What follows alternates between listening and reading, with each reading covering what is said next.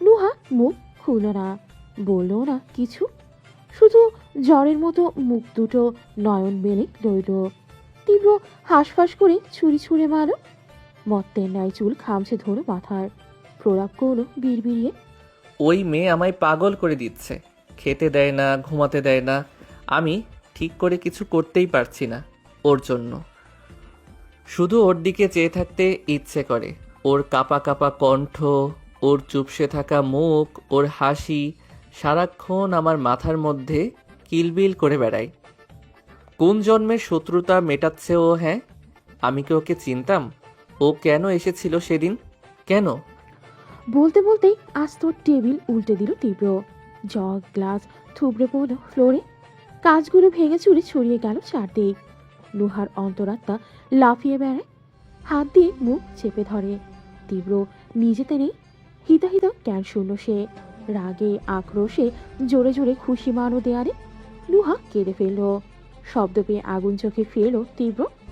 তুই ভীতু মেয়েকে সব বলে দিবি, তাই না? আমার এত কষ্ট, এত পরিশ্রম সব নষ্ট করে দিবি? তুই এখন মুখ খুললে তো ভীতু মেয়ে আমাকে ভালোবাসবে না। ভালোবাসবে কি? কাছেই তো আসবে না। সেই আগের মতো পালিয়ে বেড়াবে। আমাকে দেখলে, আমার কথা শুনলে যেভাবে ভয় পেত অমন করবে। তাহলে কি হবে? আমার তো ওকে লাগবেই। I need her badly. আমি ওকে ছাড়তে পারবো না। আমি ওকে ভালোবাসি। ও দূরে যাবে কেন? না না, আমি কিন্তু তোকে সত্যিই খুন করে ফেলবো। ছুরিটা কোথায় গেল? তীব্র আশেপাশে চাইল, তার হন্যে দুই চোখ ছুরি খুঁজছে। নুহা ভেজা চোখ মুষ্ট, দম টেনে শক্ত কোনো চিবুক পায়ের কাছ থেকেই ছুরিটা তুলে বাড়িয়ে ধরো ওর দিকে, বলল মিহি স্বরে। নিন। তীব্র থামে, থমকায়, সহসা গাঢ় ভাজে গুছিয়ে আসে কপাল। এক পথ ছুরির দিকে চেয়ে নুহার দিক দেখলো ও বলল, নিন ধরুন। মারবেন না আমাকে? মারুন, তবে গলা কাটবেন না। এসবে অনেক কষ্ট। আপনি বরং সিনেমার মতো পেটে ঢুকিয়ে দিন, তাহলে সব লেটা চুকে যাবে। তীব্র বিভ্রান্ত হলো, ছুরিটা কেড়ে নিল, তবে কর্কশ কণ্ঠে বলল, নাটক করছিস আমার সাথে? ও মুখের উপর বলে দেয়, না, আপনার মতো এত ভালো নাটক আমার জানা নেই। তবে এইটুকু বলতে পারি, পুষ্পিতাকে আমি কিছুই বলবো না। তীব্র ললাট রেখা প্রগাঢ় হলো, সন্দিহান তার চাহনি। নুহা নিজেই বলল, ভাববেন না আপনার গলা কাটার হুমকিতে ভয় পেয়েছি। ওসব আমার গায়েও লাগেনি। মেয়েটার কণ্ঠে চোটপাটের রাজত্ব। একটু আগেই যে মারাত্মক ভয়ে কেঁদে ফেলেছিল, থমকে গিয়েছিল বক্ষস্পন্দন, এসবও কিছুতেই বুঝতে দেবে না। তবে পুষ্পিতাকে কিছু না জানানোর সিদ্ধান্ত ভিন্ন। ভয় পেলেও নুহা দমে যেত। তীব্র কি বোকা? মেয়েটার কথায় চতুরের ন্যায় হাসল সে, সন্দেহী কণ্ঠে বলল, তাহলে এই তো একটু আগে লাফালি সব বলে দিবি করে, হঠাৎ মত বদলের কারণ? নুহা উত্তর দিল না, ভেজা কণ্ঠে পাল্টা প্রশ্ন ছুড়ল, আপনি কি সত্যি পুষ্পিতাকে এতটা ভালোবাসেন স্যার? তীব্রর শক্ত গরম বদলে যায়, নিভে আসে উষ্ণ চোখ। নুহার কোটর দুটো ছলছল করে উঠল, মনস্তাপে হাবুডুবু খেলো কণ্ঠস্বর। আসলে পুষ্পিতার অনেক দুঃখ জানেন। ছোটবেলা থেকেই তো দেখেছি ওকে। যে বয়সে আমি বাবার কোলে চড়ে খেলনা কিনতে যেতাম, সেই বয়সে ও খোরশেদ চাচার জুতো মুছে দিত। যে বয়সে মা আমার পেছনে খাবার সমেত ছুটতেন, সেই বয়সে ও মিথিলার জামা আয়রন করত। যখনই আমাদের বাসায় আসতো না, বাবার দিকে হা করে চেয়ে থাকতো পুষ্পিতা। চোখে টইটুম্বর জল নিয়ে ছুটে পালিয়ে যেত। তখন ওসব বুঝতাম না, কিন্তু এখন বুঝতে পারি। পুষ্পিতাটা আমার বাবার মধ্যে ওর বাবাকে খুঁজে বেড়াতো। আমাদের পরিবার দেখে নিজের পরিবারের জন্য কাঁদতো। ও ছোট থেকে এত নরম গুছে, শান্ত মেয়ে না, একদম আমার উল্টো। সেজন্য আমার অন্যরকম একটা মায়া জন্মেছিল ওর প্রতি। আমিও ওকে ডেকে মিশতাম। এমন করতে করতে কখন যে ও আমার বেস্ট ফ্রেন্ড হয়ে গেল আমি বুঝতেই পারিনি। তারপর জানলাম মেয়েটা নিজের বলতে কেউ নেই। এই গোটা পৃথিবীতে ও একটা বিন্দুর মতো একা। হ্যাঁ, সালমানটি ওকে খুব আদর করেন, কিন্তু মা তো মাই হয় বলুন। সত্যি বলতে আমি আর আন্টি ছাড়া পুষ্পিতাকে নিঃস্বার্থভাবে কেউ কখনো ভালোবাসেনি। আত্মীয় স্বজন সবাই ওকে এত করুণের চোখে দেখতো না। তারপরও মেয়ে মানুষ, বাগে পেলেই কাজের লোকের মতন খাটিয়ে নিত সবাই। শেষবার যখন পুষ্পিতা চরিত্র নিয়ে কথা শুনলো, অপমানিত হয়ে বাড়ি ছেড়ে এলো। সে সময়ও আমি মন প্রাণ দিয়ে চেয়েছিলাম এই দুঃখী মেয়েটার জীবনে এমন কিছু ঘটুক যাতে ওর সব দুঃখ মিটে যাবে। যে কোনো স্বার্থে নয়, ভালোবাসার জন্যই ভালোবাসবে ওকে। মন খুলে হাসবে পুষ্পিতা, প্রাণবন্ত হবে। থামলো নুহা। গাল বেয়ে চোখের জল গলার ভাঁজে এলো। ঘর জুড়ে নীরবতা নামে। তীব্র মনোযোগ দিয়ে শুনছে। ও ফিরে চাইল এবার। চোখে মুখে আনন্দ নিয়ে বলল, এমন হয়েছিল স্যার, আপনি আসার পর সত্যি এমন হয়েছে। যেদিন আপনার জন্য দুটো ছেলেকে পুষ্পিতা থাপ্পড় মেরেছিল, সেদিন ওর মুখের আলোটুকু আমি নিজের চোখে দেখেছি। ওভাবে হাসতে খুশি হতে আমি ওকে কোনোদিনও দেখিনি। আপনি আসার পর থেকেই পুষ্পিতার মধ্যে কি চমৎকার বদল এসেছিল। হাসতো, গল্প করতো, কথা বলতো, অল্পদিন ঘাবড়ে যেত না, ভয় পেত না। আপনি নিজেও জানেন না, ম্যাজিক শুধু আপনার ক্ষেত্রে হয়নি, ওর ক্ষেত্রে হয়েছে। তীব্র চোখ নামায়। শুভ্র দাঁতে চেপে রাখে নিজের ঠোঁট। নুহা বলেই গেল নিজের মতন, আমি ভেবেছিলাম আপনি পরিচয় লুকিয়ে পুষ্পিতার ক্ষতি করতে চাইছেন। ওর কাছেই শুনেছিলাম তো, ওদের বাড়ি থেকে থানা পুলিশ হলে আপনি ওকে আবার তুলে নেওয়ার হুমকি দিয়েছিলেন।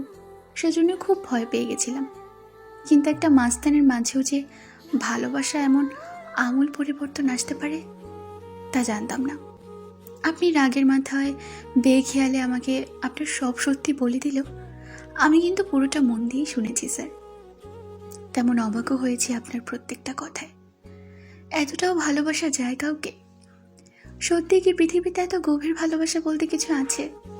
আপনার চোখেও পুষ্পিতাকে হারানোর স্পষ্ট ভয় দেখেছি আমি। তাহলে আপনিই বলুন স্যার, যে মানুষটা আমার ওই দুঃখী বন্ধুটাকে ভালোবেসে এত কাঠখড় পোহালো, তার অনিষ্ট আমি কি করে করি? পুষ্পিতাকে আপনার থেকে দূরে সরিয়ে দিলে আমার সেই পাপ কি আদৌ ক্ষমার যোগ্য হবে? তীব্রর মুখায়ব শান্ত।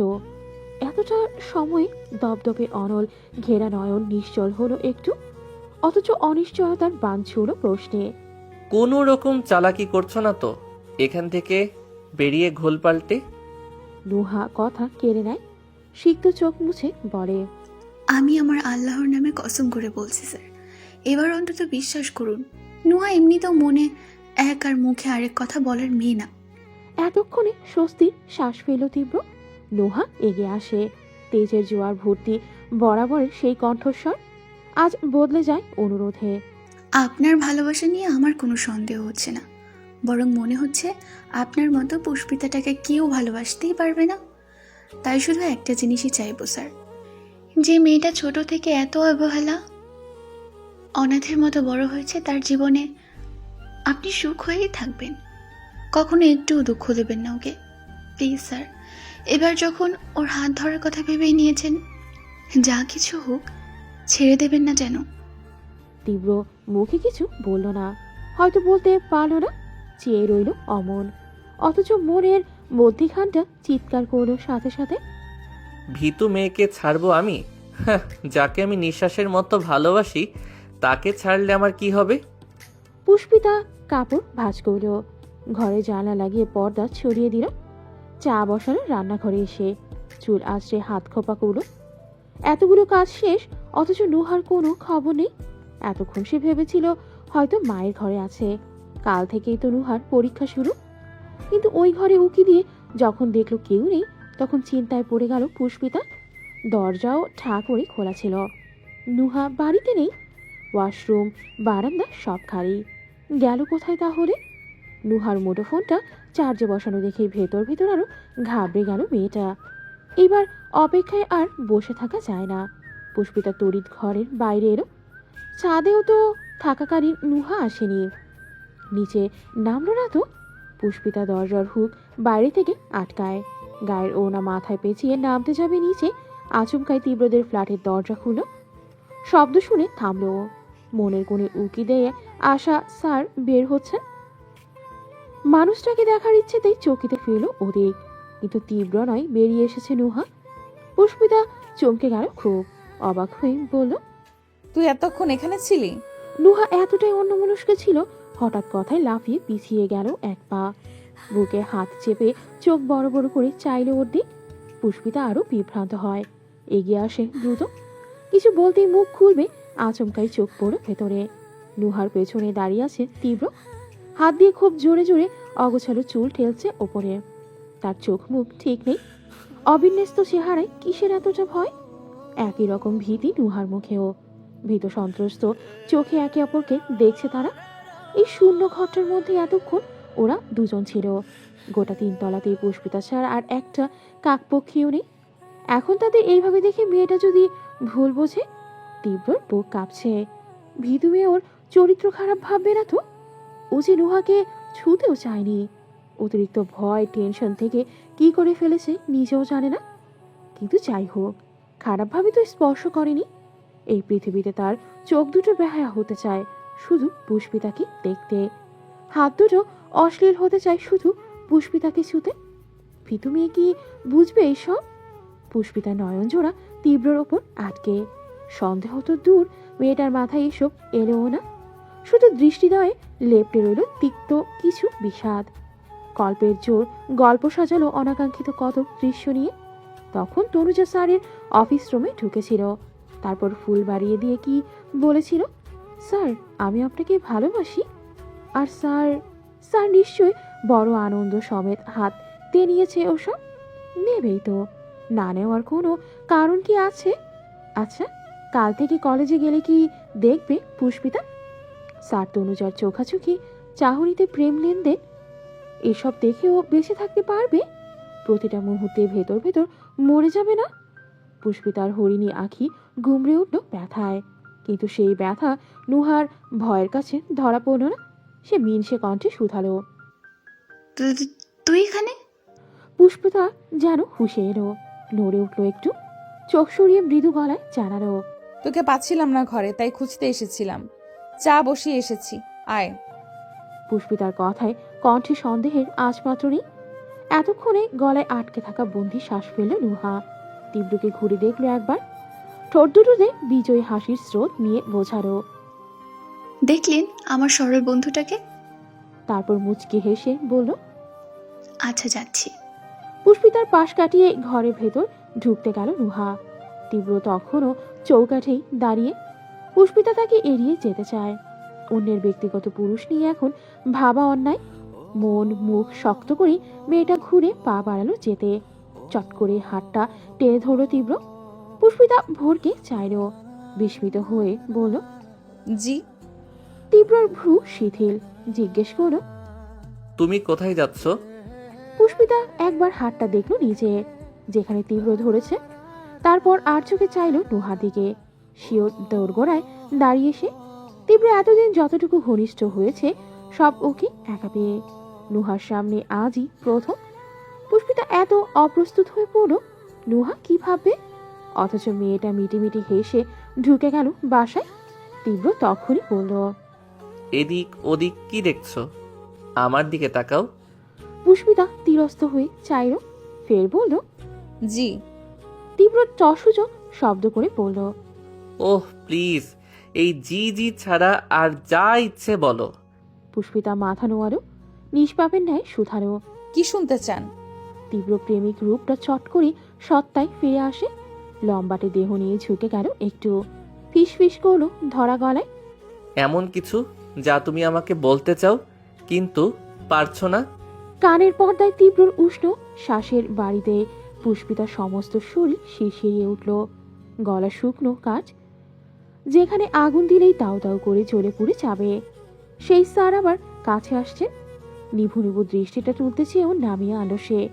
উত্তরে বদলে টিপে ধরো পুরন্ত দুটো ঠোঁট, এক পশটা বিষাদ ঘেরা মনটা বলল, সেসব আর কোনোদিনও বলা হবে না স্যার। ভাগ্য যে এর আগেই আপনাকে অন্যের করে দিয়েছে।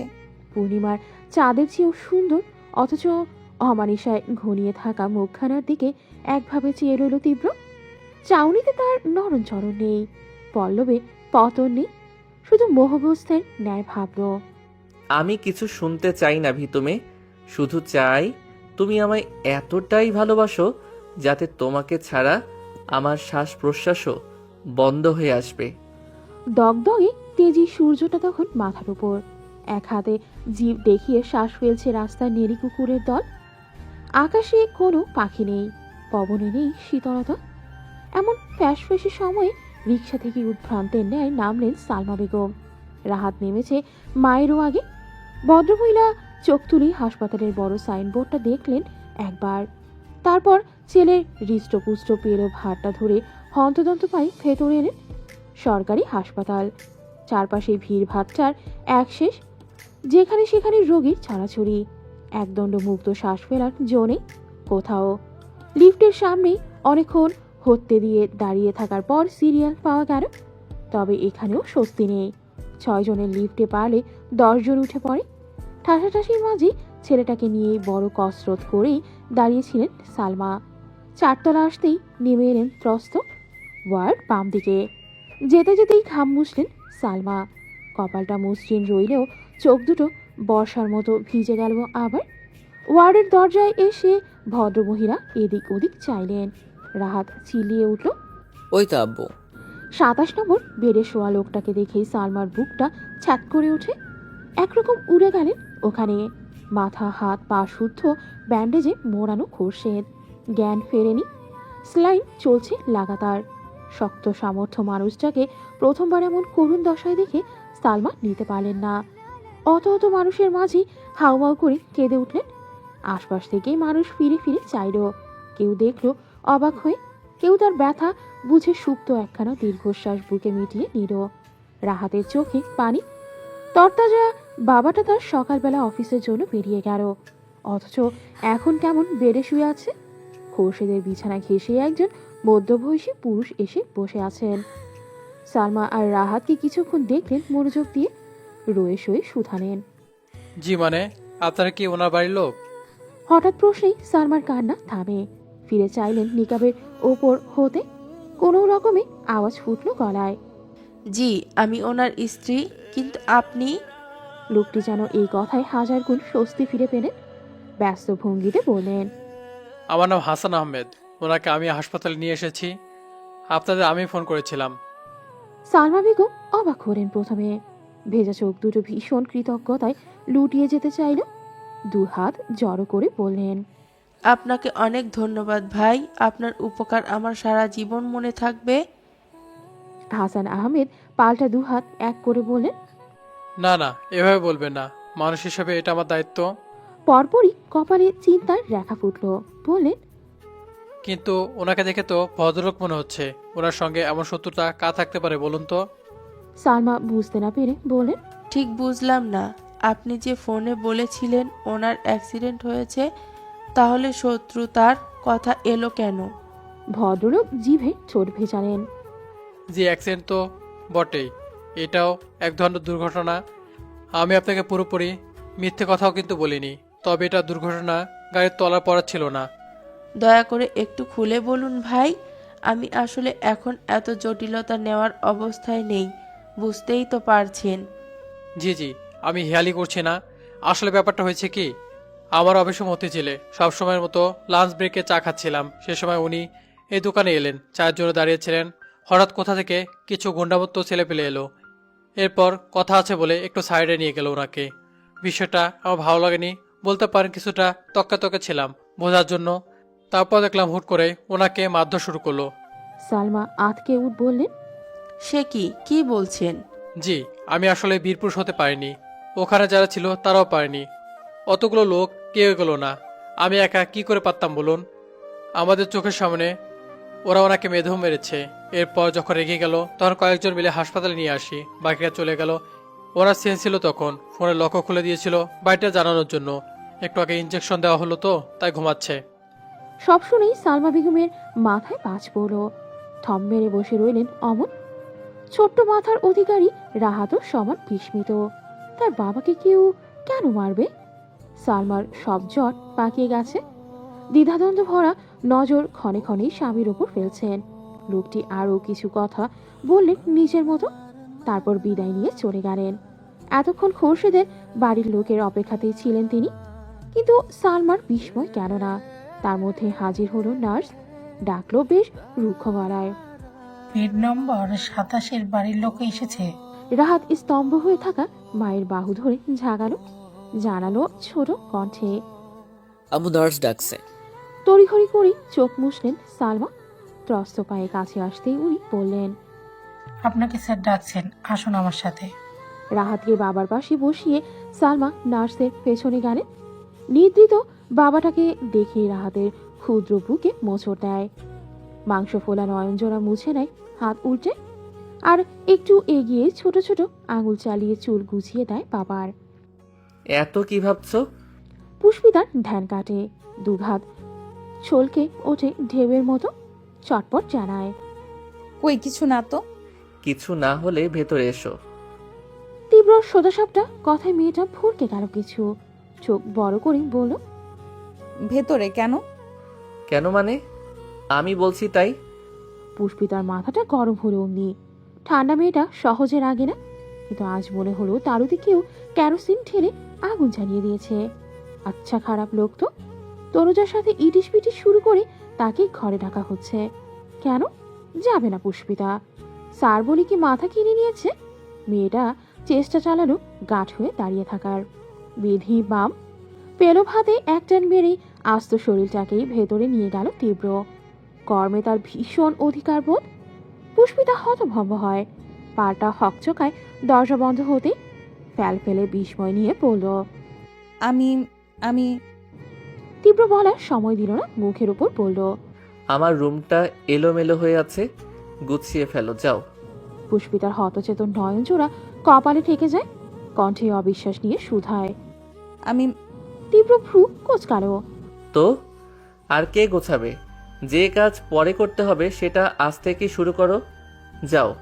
পুষ্পিতা আরেক দফা হোঁচট খেলো। পরে করতে হবে মানেটা কি? স্যার কি সব বলছেন? মেয়েটা ভেতর ভেতর প্রতিবাদী হওয়ার প্রয়াস খাটালো। রেগে মেগে বলতে চাইলেও কড়া গলায়, আমি পারবো না। আপনার ঘর গোছাতে তনুজাকে নিয়ে আসুন। প্রেম করবেন ওর সাথে আর কাজ করে দিব আমি? কেন? কিন্তু হলো না। তীব্রর প্রতি ভালোবাসায় চুইয়ে পড়া মন, তার বিলাতি চোখ জোড়ার আকর্ষণ পুষ্পিতার মাথা নুইয়ে রাখে। মেয়েটা চুপচাপ খাড় কাত করল। প্রতিবাদ তো দূর, উল্টে নরম কণ্ঠে প্রশ্ন করল, আপনার ঘরটা যেন কোন দিকে? তীব্র একটা হাত লম্বা করে দেখালো। পুষ্পিতা চোখের কোণা দিয়ে তাকে দেখতে চেয়েও দেখল না। চিবুকটা গলায় ঢুকিয়ে চুপচাপ চলে গেল। তীব্র মুহূর্তে তার পেছনে দরজায় এসে আটকে উঠল মেয়েটা। ঘরের দশা লণ্ডভণ্ড, টেবিল উল্টে আছে, ফল ঝুড়ি সহ কাচের জগ গ্লাস ভেঙে চুরে পুরো ফ্লোর জুড়ে ছড়িয়ে।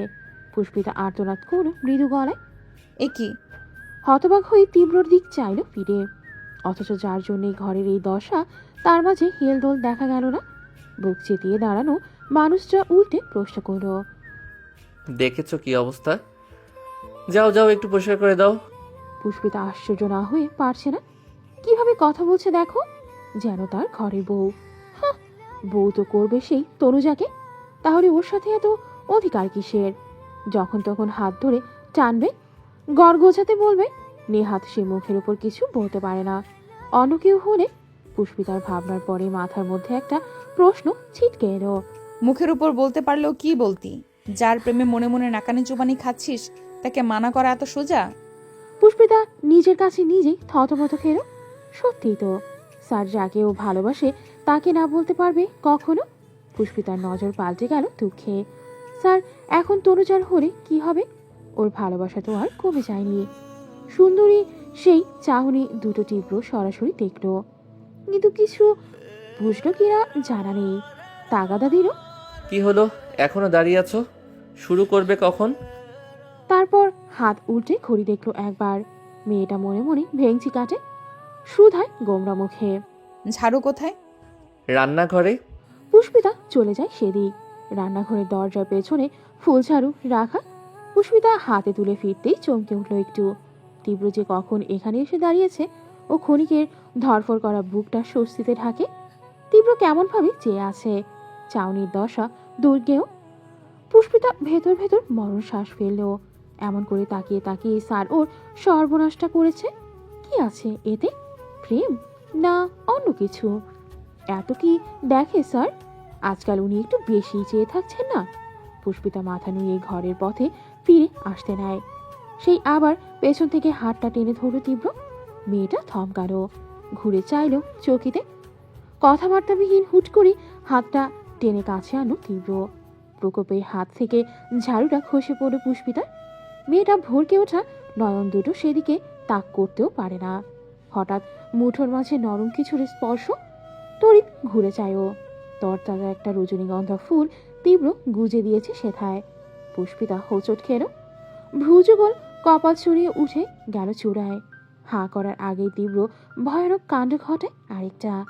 সুগন্ধে ম ম করা আস্ত বেড়ে ফুলের মালা তার কবজিতে পেঁচিয়ে দেয়।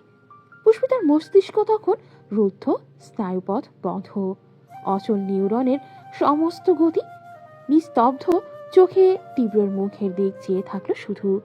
ছেলেটা ঠোঁট কামড়ে হাসে, ভ্রু উঁচিয়ে বলে, কি ভেবেছ তোমাকে দিয়ে কাজ করাবো? স্যার হওয়ার সুবাদে ফ্যাসিলিটি নিচ্ছি? পুষ্পিতা হতভম্বতার তোপে হ্যাঁ না বলেনি। পল্লব ঝাপটে একবার ফুলচাকে দেখল, আরেকবার কবজিতে বাঁধা সেই মালাটাকে। স্যার হঠাৎ এসব কেন দিলেন? তীব্রর মালা রেখে রাখা হাতের মুঠোটা নিয়েই নিজেই বন্ধ করে নেয়। পুষ্পিতা তখন দ্বিধাদ্বন্দ্বের জোয়ারে গলা অব্দি ভিজে। এত কৌতূহলের দাপাদাপি নিতে পারছে না, বলেই ফেলল মুখ ফসকে, ফুল ফুল কেন স্যার? তীব্র ভরিতাহীন। কারণ আছে। পুষ্পিতার চোখে প্রশ্ন ছুটছে, থামার কোনো নামই নেই। তীব্র শার্টের বোতাম আচমকা ঘেঁষে এলো বুকের কাছে, কান বরাবর এসে ঠোঁট দুটো থামল। সহসা মুঠোর মাঝে ধরে রাখা হাতটা থরথর করে কেঁপে ওঠে পুষ্পিতার। ওষ্ঠাগত প্রাণে স্তব্ধ হওয়ার চেষ্টা চালায়। প্রখর রোদে তাণ্ডব চালানো সূর্যের চেয়ে উত্তপ্ত মানুষটার নিঃশ্বাস এসে ছুঁয়ে যায় সেখানে। খুব ফিসফিসিয়ে বলে, happy 6 months to see you. বিদ্যুৎ শক খেলে শরীর যেমন ছাকুরি খায়, পুষ্পিতা অমনি হলো। স্তম্ভিত মেয়েটা চোখ বুঝে নিল চোরে। বুকের গতি জোরালো। স্যারের সাথে ওর দেখা হওয়ার 6 মাস হয়ে গেছে, আর স্যার সেটা মনেও রেখেছেন। কিন্তু কেন? ও কি স্যারের বিশেষ কেউ? তীব্র ঠোঁট সরালো, তবে শরীর নয়। পুষ্পিতার তীর তীর করা নেত্র পল্লব ছুঁয়ে দেওয়ার ইচ্ছেটা খুব করে মাথা তোলে আজ। ভিদুময়কে ভালোবাসে, নুহাত কয়েকবার বলেছে এই কথা। তীব্রর বুকটা তৃপ্তিতে ভরে যায় ভাবতেই। অমন প্রতিমার মতো একটা মুখ সে সারা জীবন দেখবে। তীব্রর ওষ্ঠপট আচমকায় ভীষণ অভদ্র হতে চাইল। ভিদুময় তো ওকে ভালোবাসে, তাহলে আজ একটু ছুঁয়ে দিলে ক্ষতি হবে? মনের ইচ্ছেকে যদি প্রাধান্য দেওয়া হয়, যদি ওই রক্তচাবার মতো ঠোঁট দুটোকে তীব্র আজ নিজের করে নেয়, ভুল হবে সেটা? না, কিসের ভুল? ভালোবাসায় কোনো ভুল নেই।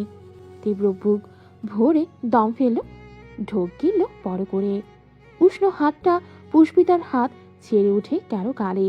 মেয়েটা শক্ত খুঁটি বনেছে। তীব্রর ছোঁয়ায় দেহটা আরো শক্ত হয়ে গেল। ঠকঠক করা অধর যুগলের নৈকট্য তীব্র যখনই আসতে নিল, ডোরবেলটা সশব্দে বেজে উঠল অমনি। সম্বিত ফিরল দুজনের। চট করে চোখ খুলল পুষ্পিতা। তেমনি শশকের ন্যায় ব্যস্তভাবে সরে গেল তীব্র। কি হতে যাচ্ছিল, কি হতে পারত? পুষ্পিতা বুঝেছে কিনা একবার জানার চেষ্টাতেও রইল না। অপ্রস্তুত ভাবটা ঢাকতে লম্বা পায়ে এগোলো দরজার দিকে। সামনে ঘরটায় এসে গাল ফুলিয়ে শ্বাস ফেলল তীব্র। চওড়াবক্ষে তখন এক আকাশ স্বস্তি। কি হতে যাচ্ছিল এতক্ষণ? ধ্যান জ্ঞান খুইয়ে আরেকটু হলেই ভীতু মেয়েকে চুমু খেয়ে ফেলতো। মেয়েটা কি ভাবতো তাহলে? প্রেমে পড়ার পর তীব্র মেয়েদের ব্যাপারে গুগল ঘেটেছে, অনেকগুলো সিরিজ সিনেমা দেখেছে।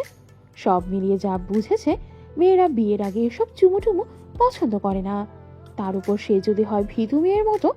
কিন্তু তীব্রের পৌরুষ হঠাৎ এমন নড়বড়ে হলো কি করে?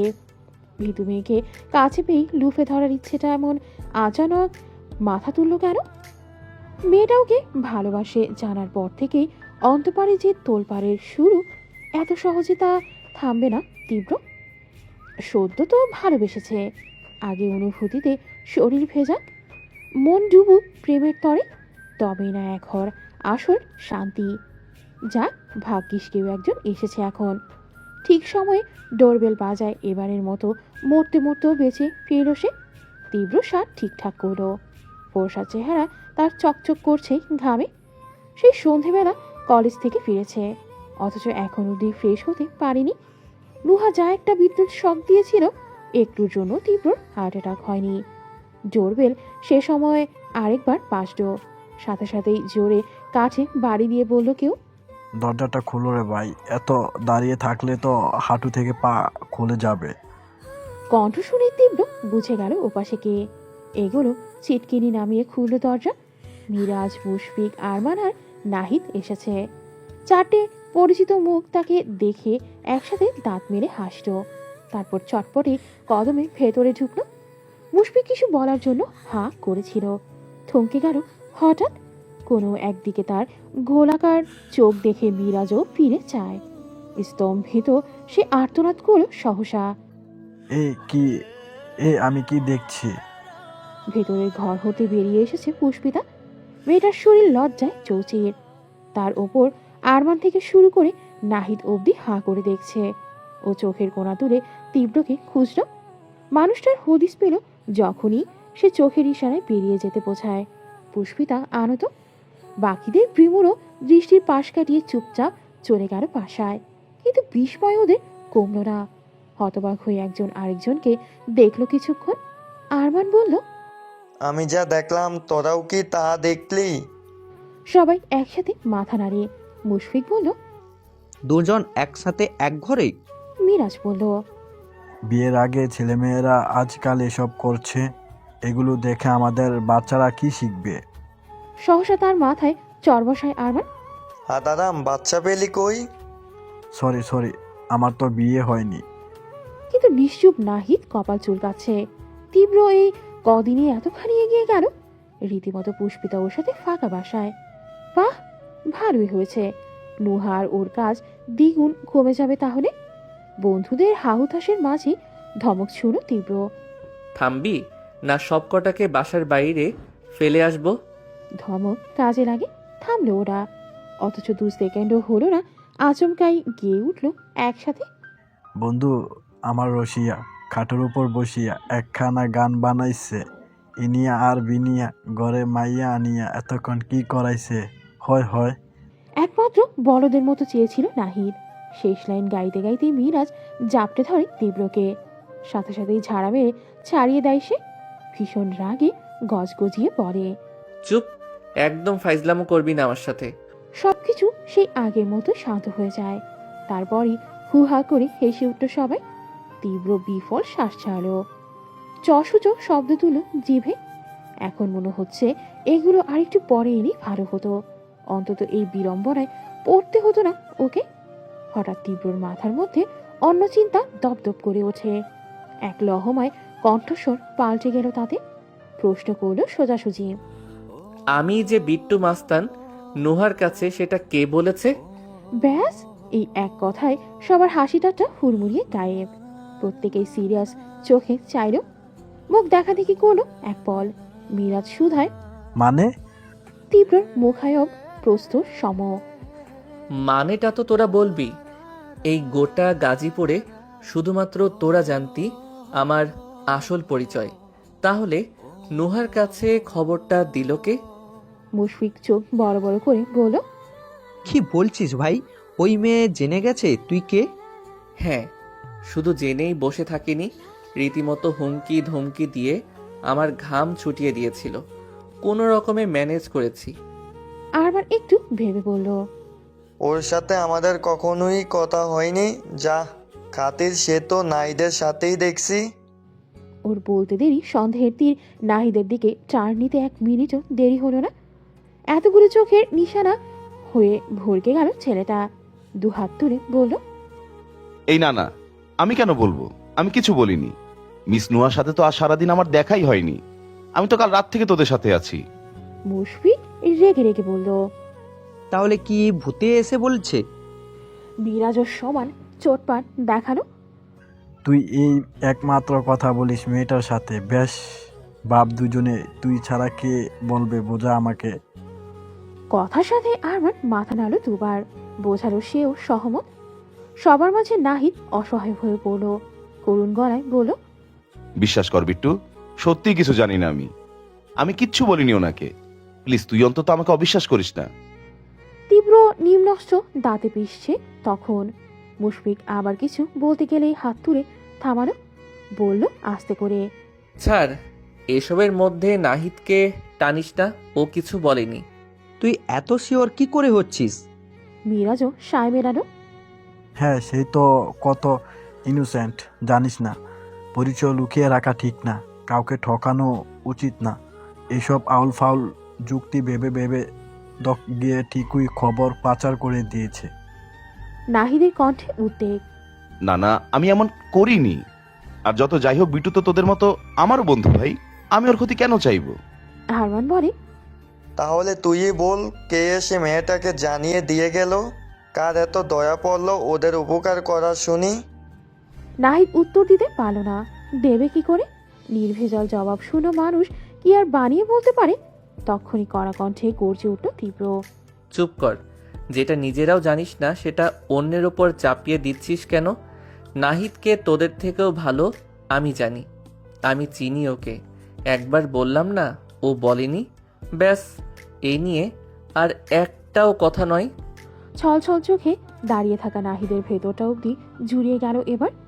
তীব্রর ওর প্রতি এত বিশ্বাস, এত আস্থা, কই আগে তো কোনো দিন বলেনি। তিনজন তখন মুখ গোছ করে দাঁড়িয়ে। অন্যদিকে মহার চিন্তায় পড়েছে তীব্র। নুহার কাছে তার গোপন কথা যে ওর বন্ধুরা কেউ বলেনি সেটাও জানে, কিন্তু বললোটাকে? যেই বলুক সে নিশ্চয়ই ওর শত্রু। সে চায় না পুষ্পিতা ওর হোক। পুষ্পিতার কথা তুলতেই তীব্রর মস্তিষ্কে জেগে উঠল যে নাম, নিজেই চমকে গেল তাতে। শাফিন? ও বলেছে কিছু? না না, শাফিন কি করে বলবে? তীব্র মাথা নাড়ল দুপাশে, কিন্তু কোনো ক্লুই তো নেই। ছেলেটা হতাশ ভঙ্গিতে ডিভানে বসে পড়ল। বন্ধুরা তার চেহারা দেখে উদ্বিগ্ন হয়, নিজেরাও চিন্তায় পড়ল। রুম জুড়ে এলোমেলো পায়চারি শুরু করলো সবাই। শুধু এক কোণায় দাঁড়িয়ে ছিল নাহিদ। ওর মাথাতেও একই ভাবনা, কে বলল কে বলল। তারপর চট করে নাহিদের মনে পড়ে গেল জামশেদের কথা। ভদ্রলোক এখানে আসার ব্যাপারটা বলতে বারণ করায় নাহিদ সত্যিই কাউকে জানায়নি। কিন্তু তীব্রর অবস্থা দেখে আর চুপ থাকতে পারল না, তৎপর কাছে এসে বলল, বিট্টু, একটা কথা বলা হয়নি তোকে। আজ সকালে না আঙ্কেল এসেছিলেন এখানে? তীব্র ভ্রু কোচকায়। কোন আঙ্কেল? জামশেদ আঙ্কেল। চমকে উঠল, তড়াক করে উঠে দাঁড়ালো অন্যি, বিস্মিত হয়ে বলল, কি? কেন? নাহিদ জিভে ঠোঁট ভিজিয়ে বলে, তা জানি না, আসলে আমাকে কিছুই বলেনি। তুই তো আজ তাড়াতাড়ি বের হয়ে গিয়েছিলি, আঙ্কেল তার পরপরই এসেছিলেন।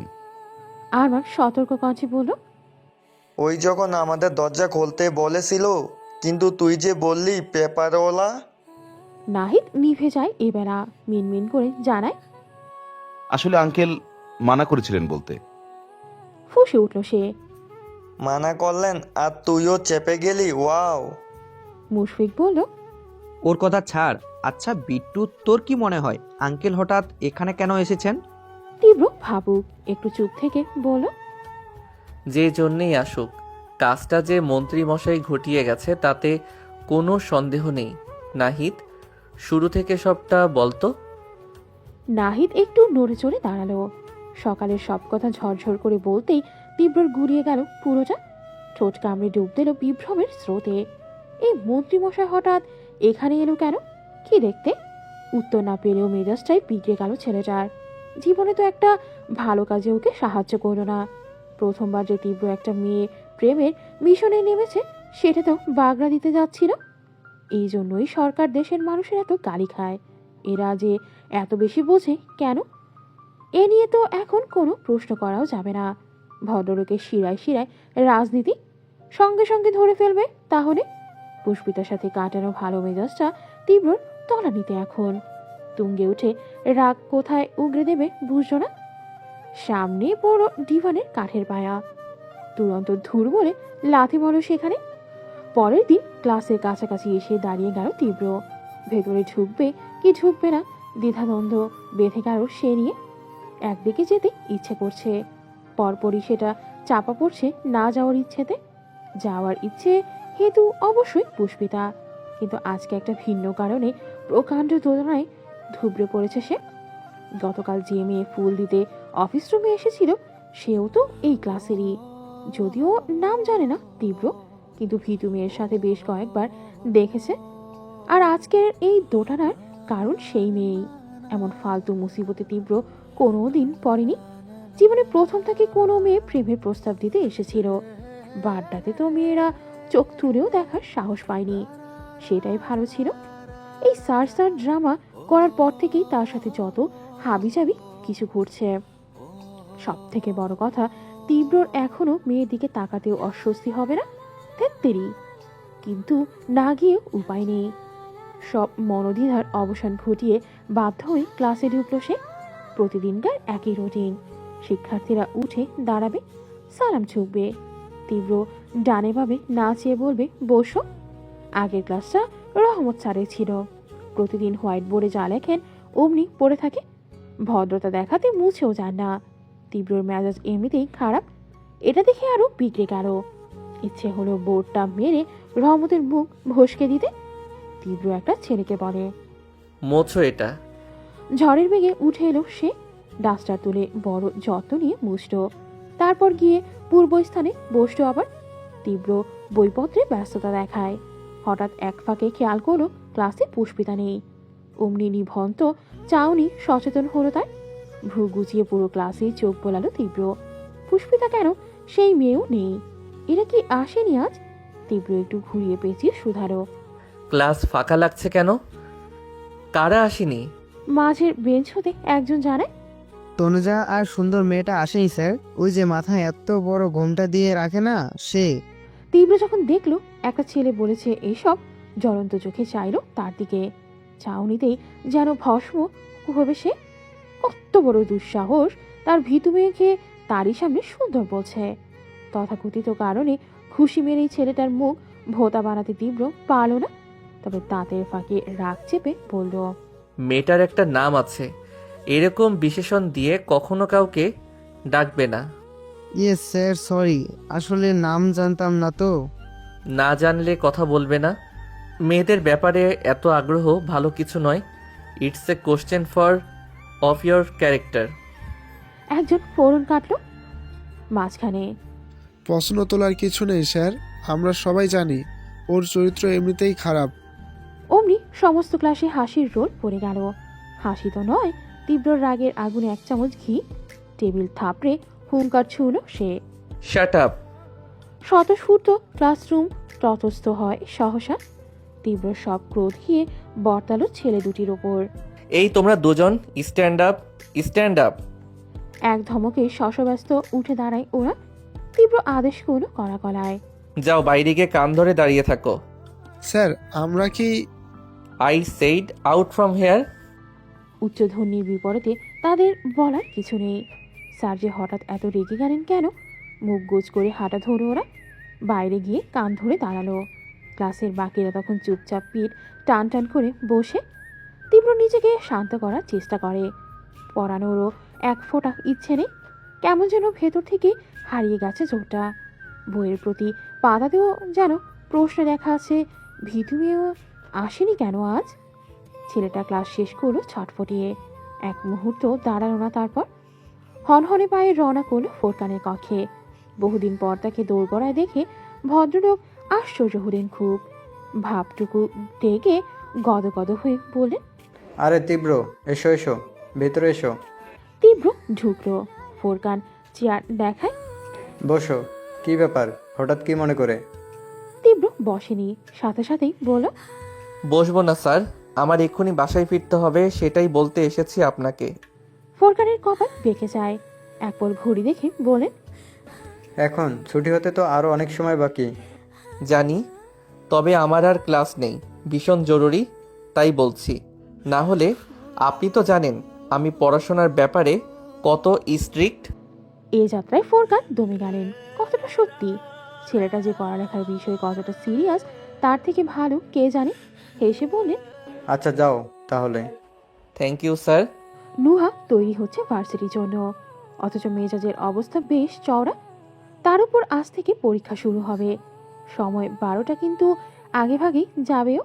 ভার্সিটির ওদিকটায় রাস্তা সরাইয়ের কাজ চলছে। আজকাল জ্যাম পড়ে খুব। কোনোভাবে যদি পৌঁছাতে দেরি হয়ে যায়, বাড়িতে তো আর কাজ নেই, হলের সামনে গিয়ে বসে থাকবে না হয়। নুহা ফাইলপত্র কাল রাতে গুছিয়ে রেখেছিল, অথচ বের হতে হতে 10টা প্রায়। সব হাতে নিয়ে একবার বিছানার দিকে চাইল ফিরে। বেঘুরে ঘুমোচ্ছে পুষ্পিতা। দিন দুনিয়ার কোনো কিছুতে খেয়াল নেই। নুহা একবার ভাবলো ডাকবে ওকে, দৌড় আটকাবে হবে না, কিন্তু তন্দ্রিত পুষ্পিতার মনির মুখখানে পাল্টে নিল সিদ্ধান্ত। কাল সারা রাত মেয়েটা জেগেছিল, শুধু চিত হয়ে শুয়ে সিলিংটাকে এক ধ্যানে দেখেছে। এক ফোঁটা নড়েনি, কথা বলেনি। এটা সেটা বলে নুহাকে বিরক্তও করেনি। ঘুমন্ত মায়াবীর দিক চেয়ে মুচকি হাসত সে। মেয়েটা অহেতুক এমন উদাস উদাস থাকে। যদি জানতো ওর প্রেমে এক মাস্তান আড়ালে আবডালে কি লঙ্কা কাণ্ডটাই না ঘটাচ্ছে। নুহার হাসি বাড়ো, মাথা নুয়ে পুষ্পিতার কপালে চুমু দিল একটা। ওরা একই বয়সী, বড় হয়েছে একসাথে, কিন্তু পুষ্পিতাকে নুহার একটা বাচ্চা খরগোশ মনে হয়। মানুষের পায়ের ছাপ দেখলেও খরগোশ যেমন গুটিসুটি মেরে থাকে, পুষ্পিতাও অমন। নুহাই তো আগলে আগলে রেখেছে এতকাল। অবশ্য এবার থেকে ছুটি ওর। এই দায়িত্ব স্বেচ্ছায় অন্য একজন কাঁধে নিচ্ছে যে। নুহার ডাকলো না ওকে, চুপচাপ চাবি হাতে তুলল। ফাইল নিয়ে বাইরে এসে লক আটকানোর মাঝে অফিসের জন্য বেরিয়ে এলো নাহিদ। পাশ ফিরে নুহাকে দেখেই বলল, গুড মর্নিং। উৎফুল্ল চিত্ত তার। নুহার কানে কথাটা গেল, কিন্তু কোনো জবাব দিল না আজ। নাহিদ গলার জোর বাড়িয়ে বলল, মিস নুহা, শুভ সকাল। এবারেও তার উত্তর এলো না। ছেলেটা কপাল গোছায় এবার। বিস্ময় চোখ আকাশে উঠল যখন নুহা শব্দহীন পাশ কাটিয়ে নেমে গেল নিচে। বিভ্রমে একচোট চুবানি খেল নাহিদ। মিস নুহা ওর সাথে কথা বলল না কেন? হঠাৎ কি হলো? নুহা ততক্ষণে সিঁড়ি ভেঙে নামছে।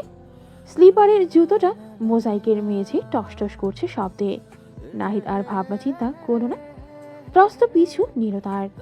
পথে হাজারবার ডাকলো, মিস নুহা, এনিথিং রং? কিছু হয়েছে আপনার? নুহা শুনছেন? এতগুলো কথার পিছিয়ে নুহার ফিরতি জবাব শূন্য। নাহিদের মাথাটা এবার গরম হয়ে গেল। লম্বা পায়ে এসেই পেছন হতে হাতটা টেনে ধরল ওর। নুহা থমকে দাঁড়ায়, তবে চমকায় না। একটিবার ঘুরে দেখলেও না পেছনে। গম্ভীর গলায় বলল, হাত ছাড়ুন। নাহিদের সন্দেহ প্রগাঢ় হলো এবার।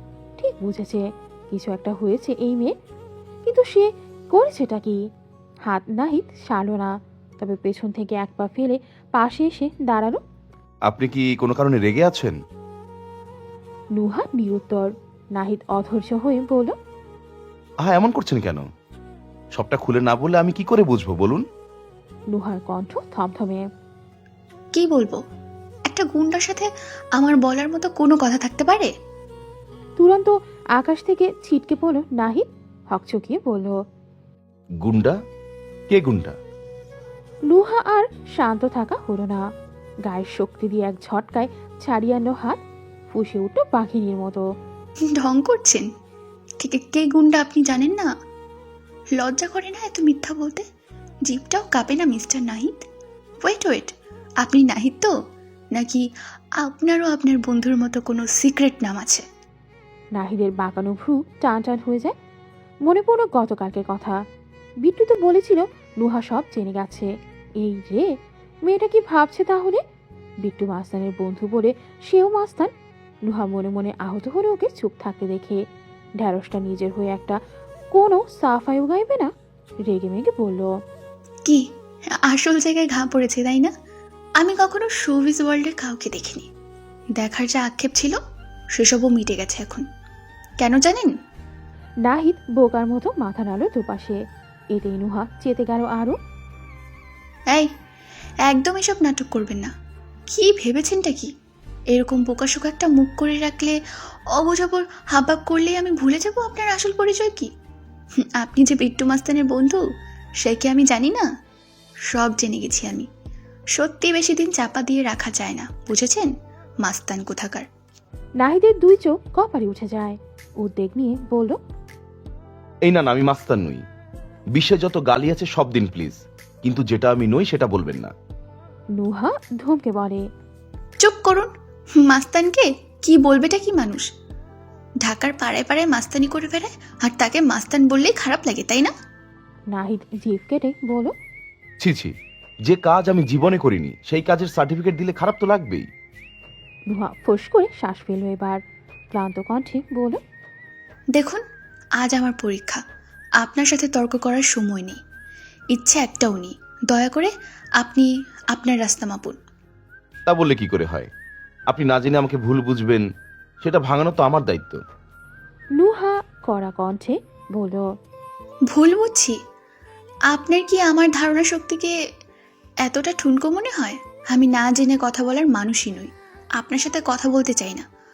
নাহিদ নাছোড়বান্দা পাল্টা যুক্তি দিল, দেখুন মিস নুহা, আপনার চিন্তা ভাবনা ঠুনকো কিনা জানি না, তবে আমি মনে করি আমাদের সম্পর্কটাও ঠুনকো নয়। আপনি কথা বলবেন না বললেই আমি চলে যাব, কখনো না। নুহা আশ্চর্য চোখে চাইল, কি বললো লোকটা? আমাদের সম্পর্ক? ও তো ক্ষোভের মাঝেও এই একটা কথায় নুহার বুক ধুকপুক করে ওঠে। ঝগড়ার বারে ফুসতে থাকা জিভটা মুখগহ্বরে নেতিয়ে যেতে চায়। তখন হুট করে ওর হাতটা মুঠোয় ধরল নাহিদ। একই স্পর্শ। নাহিদ আগেও হাত ধরেছে, অথচ এত চলকে উঠল মেয়েটা। মুখ তুলতেই নাহিদের নিভন্ত চোখে দৃষ্টি মিলে গেল। থতমত ভাবটা ঢাকতে চেয়েও ব্যর্থ হল নুহা। অপ্রস্তুত ছাপ বেশ চওড়া করে প্রলেপ তুলল মুখে। তবে নাহিদের এসবে মন নেই। সে নিজের মতো কথা বলছে, বড্ড নরম আর কাতর সেই স্বর। প্লিজ একটু শান্ত হয়ে আমার কথাটা শুনুন। দেখুন, আমি সত্যিই মাস্তান নই। হ্যাঁ, আপনি একদম ঠিক জানেন বিট্টু আমার বন্ধু। ইনফ্যাক্ট আজ আমি বলবো ও আমার জীবনের সব থেকে ভালো বন্ধু হয়ে উঠেছে, যে আমাকে এক কথায় বিশ্বাস করে, ভরসা করে। কিন্তু তার মানে এই নয় যে আমি মাস্তান। বিট্টু মাস্তান থাকাকালীন আমি ওর সাথে মিশেছি, আড্ডা দিয়েছি, কিন্তু কোনোদিন একটি লাঠি অবধি হাতে ধরে দেখিনি। ছুরি কাচি তো অনেক বিশাল ব্যাপার। আপনার বিশ্বাস না হলে বিট্টুকে জিজ্ঞাসা করতে পারেন। তাও এভাবে আমাকে ভুল বুঝবেন না নুহা। আমি সত্যি তাহলে ভীষণ কষ্ট পাবো। আপনার সাথে আমার এই বন্ধুত্বের সম্পর্কটাকে আমি বড্ড মনে গেঁথে নিয়েছি। এটাকে একটি ভিত্তিহীন বিষয়ের জেদ ধরে নষ্ট করে দেবেন না, অনুরোধ করছি আপনাকে। নুহার মন গড়ল কিনা কে জানে, তবে মেয়েটা বিমূঢ় হয়ে রইল। মুখ নয়ন জোড়া আচমকাই টলটল করছে জলে। ঠোঁট দুটোতে তীরে কম্পন। একবার নাহিদের ধরা হাত, আরেকবার ওর নিষ্পাপ মুখখানা দেখল সে। সাথে মনে হলো তার বুকের কোষগুলো কাঁপছে। প্রচন্ড উত্তাল ঢেউ এলে একটা স্থির নৌকা যেমন দূরে দূরে ওঠে, অমন করেই অনিন্দে চারপাশ ছলকে উঠছে কিছুতেই। এই অনুভূতি ভিন্ন, যা নুহার আগে কখনো হয়নি। পিঠের হাড় থেকে বক্ষের মাঝখান সবেতে একটা দুধ সাদা গলগলের স্রোত। পুষ্পিতা সেদিন বলেছিল না, তীব্র সারের প্রেমে পড়ে ওর এমন কিছু হচ্ছে। তবে কি নুহাও? নুহার বুকটা ছ্যাত করে উঠল। চমকে চাইল নাহিদের দিকে। সেই দৃষ্টিতে নাহিদের সব গুলিয়ে যায়। বোকা ছেলে ভাবল ও এখনো রেগে। পরিতাপে একাকার হয়ে বলল, আচ্ছা বুঝেছি, এসব আপনাকে আগে জানাইনি বলে আপনার খারাপ লেগেছে। কি করে জানাবো বলুন? Bittu top secret. এটা বন্ধু হয়ে বন্ধুর সিক্রেট কারো কাছে বলে দেওয়া যায়? আপনারও তো বেস্ট ফ্রেন্ড আছে, আপনি নিশ্চয়ই বুঝবেন। বাট তাও সরি, আপনার রাগ কমানোর জন্য হলেও সরি বলছি আমি। এই দেখুন, কানও ধরছি। একটা হাত তুলে বাম কানের লতি ছিল নাহিদ। নুহা তখনও মূর্তি। ঠকঠক করা হাতে কোনো রকম মুখের ঘাম মুছল। হঠাৎ কেমন শরীর খারাপ করছে, গা গোলাচ্ছে, মাথা ঘুরছে। কাঁপা কাঁপা গলায় বলল, পানি পানি খাবো। তীব্রর জিপটা আজ ঠিক বাড়ির সামনে থেমেছে। ড্যাশবোর্ডে চাবি ঘুরিয়ে এসে ত্রস্ত বেগে নামলো। গেট দিয়ে ঢুকতে নেমে হঠাৎ চোখ পড়ল অন্য কোথাও।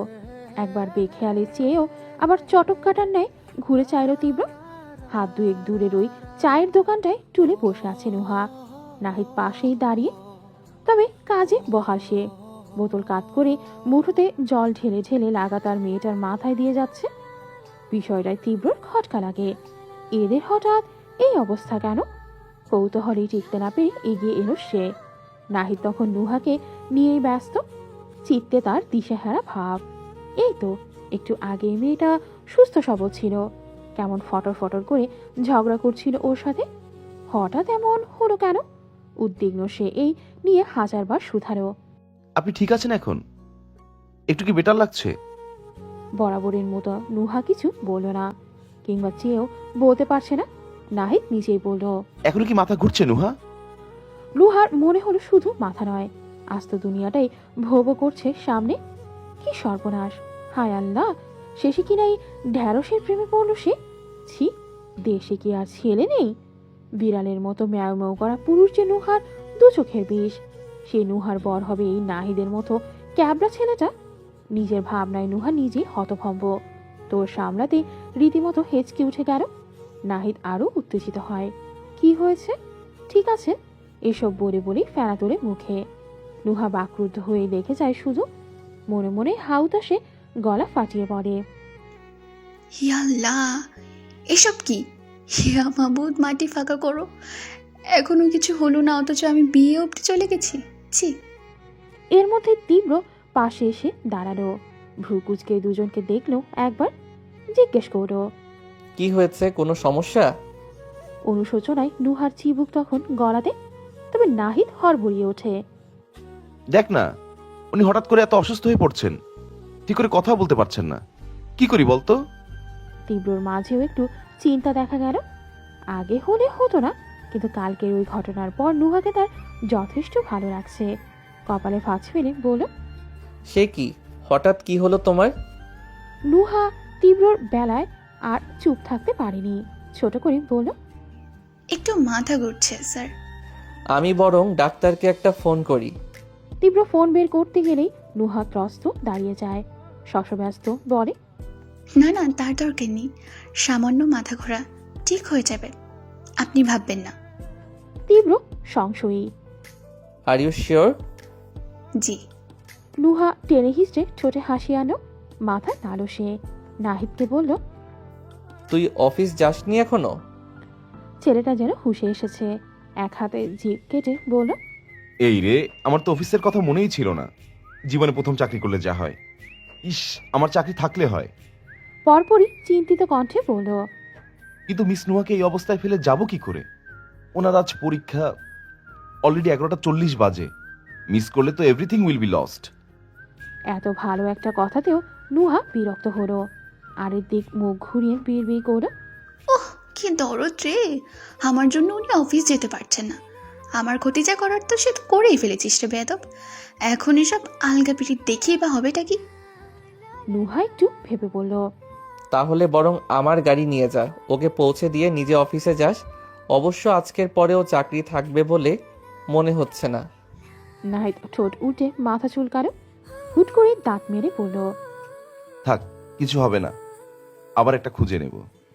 তীব্র চাবি ওর হাতে দিয়ে ফিরতে নিল, হঠাৎ থেমে বলল। তোমার বন্ধু কোথায় নুহা?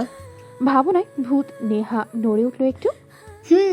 পুষ্পিতা ঘরেই তো। ঘরে? তাহলে কলেজ যায়নি কেন? নুহা দুদিকে মাথা নাড়ে। তা তো জানি না স্যার। বেশ, আমি দেখছি। তীব্র যেতে নিলেই বলল। ওকে চাবিটা দাও। নুহা একটু ইতস্তত করল। পুষ্পিতা বাড়িতে একা। তীব্র শত হলো পুরুষ মানুষ, এভাবে বিশ্বাস করা কি ঠিক হবে? তার মুখায়ব দেখেই তীব্র বুঝে নিল ব্যাপারটা। বলল ভনিতাহীন। এত ভয় পাওয়ার কিছু হয়নি। তোমার বন্ধু যদি পৃথিবীর একটা মানুষের কাছে সেফ থাকে, সেটা আমি।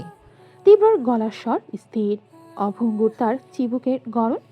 নুহা না চাইতেও মিলিয়ে এলো প্রেমিকের ওই অস্বস্তির কাছে। হাজারটা টানাপোড়েন মনে রইলেও ব্যাগ থেকে চাবির গোছা বের করে ঠিকই হাতে দিল ওর। তীব্র উল্কার মতো প্রস্থান নেয়। সেদিকে চেয়ে দীর্ঘশ্বাস ফেলে মেয়েটা। প্রেমে মোজে এক বিট্টু মাস্তান, শিষ্টে নিবিষ্ট স্যার বনে গেছে। আচ্ছা, যদি সত্যি নুহাও প্রেমে পড়ে, তাহলে কি হবে ও? সন্ন্যাসী? খোরশেদুলকে হাসপাতাল থেকে রিলিজ দেওয়া হয়েছে। কে বা কারা মেরেছে কিচ্ছু জানা না গেলেও কেস পুলিশের আওতাধীনে। এখন তারা নিজেদের মতোই হাসপাতালে এসে জিজ্ঞাসাবাদ করে গেলেন। সরকারি অফিস ভবনের সামনেই একজন লোককে দিনে দুপুরে মেরে মানুষ হাসপাতালে পাঠানো, এসব তো ভালো কথা নয়। জানমালের নিরাপত্তার প্রশ্ন। খোরশেদুল মারাত্মক আহত হয়েছেন, বাম হাতের রেডিয়াস ভেঙে গলায় ঝুলেছে। সারতে কমসে কম মাস 4 তো লাগবেই। হঠাৎ কোত্থেকে কি ঘটে গেল ভদ্রলোক নিজেও বুঝতে পারছেন না। তার তো কারোর সাথে বিরোধও নেই।